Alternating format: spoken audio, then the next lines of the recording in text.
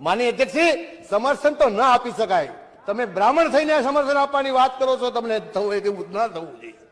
માનનીય અધ્યક્ષજી, કલમ 6 આ કલમથી શહેરી વિસ્તાર અને ઢોર લાવવા પર પ્રતિબંધ મૂકવા માટેની જોગવાઈ કરી છે. માનનીય અધ્યક્ષજી, અમારા ઢોર, હું ખેડૂતનો દીકરો છું, કુકા રોડ ઉપર મારી વાડી છે.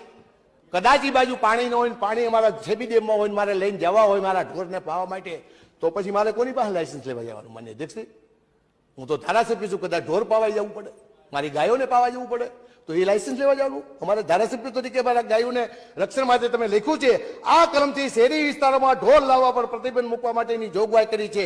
એ ગાયોને પાવી કે ન પાવી? માનનીય અધ્યક્ષજી, અમારી વાડીમાં પાણી સુકાઈ જાય અને ડેમ, અમારો ઠેબી ડેમ બીજી સાઈડમાં છે, એ ઠેબી ડેમમાં પાણી હોય અને મારે ગાયો પાવા જવી, તો મારે કોની પાસે મંજૂરી લેવા જવી? આવી મંજૂરી ક્યાં લાગવા માંગુ છું? હા, તો શહેરી વિસ્તાર છે.